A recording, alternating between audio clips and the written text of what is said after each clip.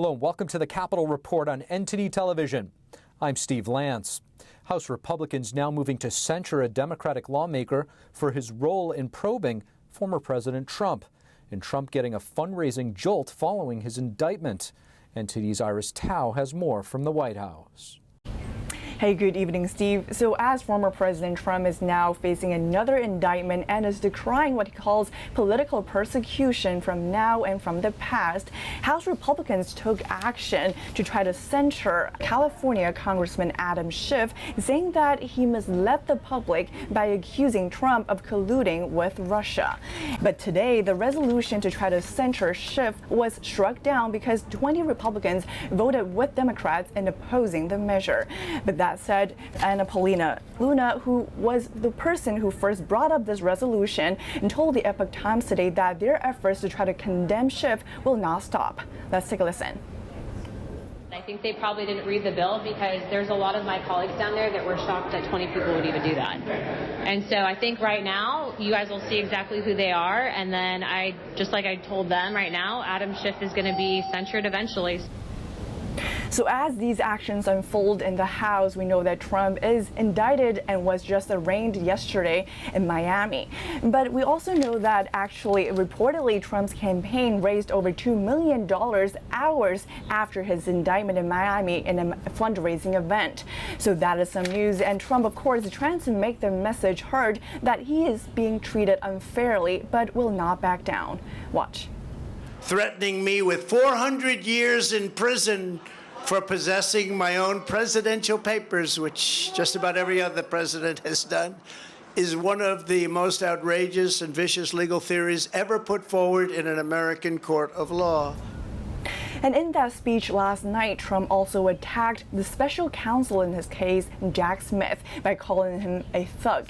But today, the Attorney General Merrick Garland defended Jack Smith by calling him a veteran career prosecutor who is committed to integrity and the rule of law.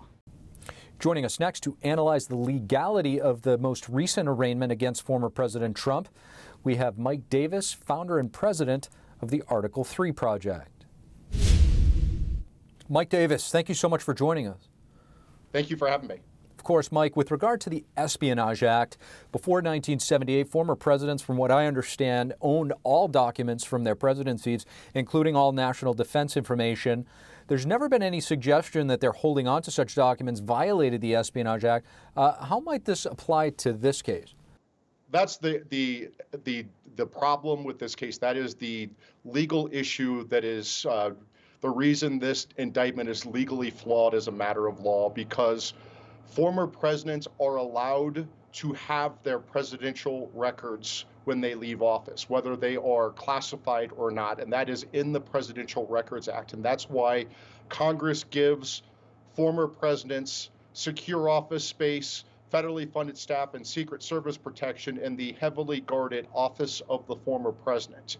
And the Biden Justice Department, Merrick Garland and Jack Smith, are ignoring the Presidential Records Act, which controls a president's handling of his presidential records, classified or not. And they are simply charging President Trump for retaining national defense information, essentially classified is what they're arguing, information under the Espionage Act. The problem is that he's allowed to retain his presidential records. And so they can't charge espionage for something a former president is allowed to have under the Presidential Records Act. Mike, we have some sound, from former President Trump. This was after the arraignment yesterday where he gave a speech at Bedminster. Let's play that sound and get your reaction on the other side.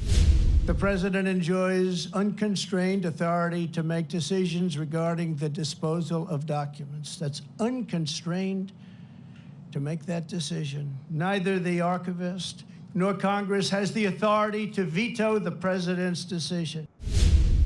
Does this support what you just said? That's absolutely correct. The Biden Justice Department, Merrick Garland, Jack Smith, they are ignoring key legal precedent here. They are ignoring the Presidential Records Act, which we just discussed. The Presidential Records Act says that any document created or received by the president or his White House staff are presidential records. He's allowed to have his presidential records when he leaves office. They belong to the government. but the former president can have them anytime he wants.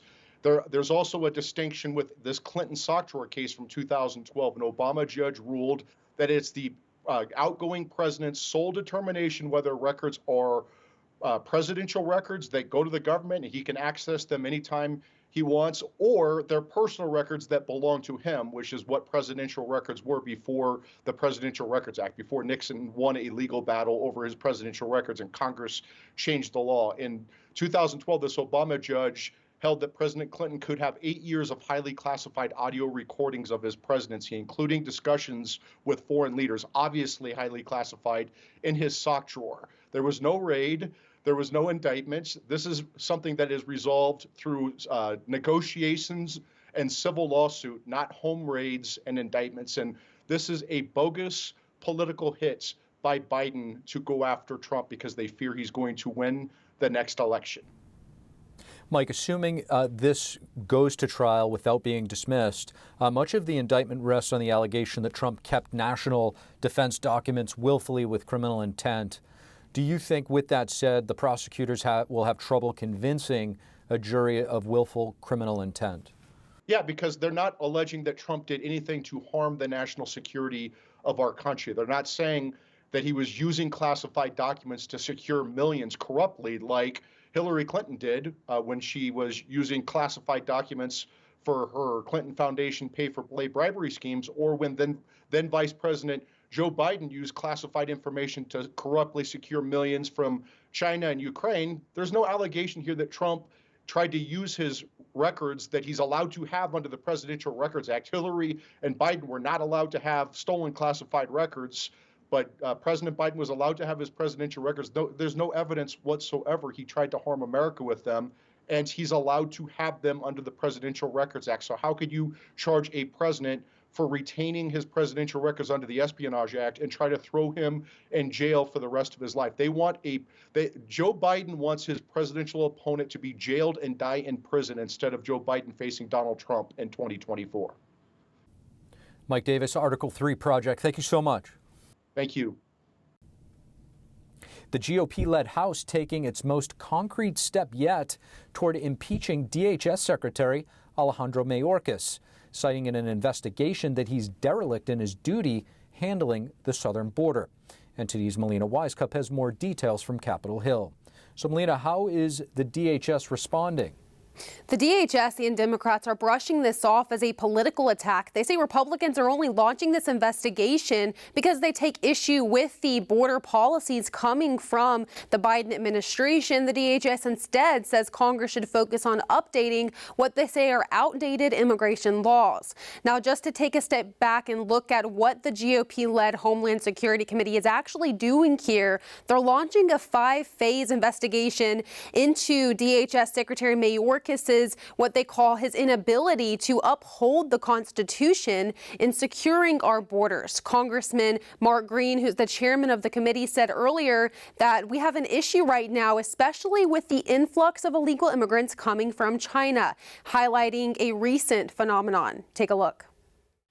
How about 10,000 Chinese nationals illegally crossing into the United States being released into our country this fiscal year? Many of whom are military-age men, many with known ties to the PLA, ties to the CCP, who have crossed our southern border and just been released by Secretary Mayorkas into the United States.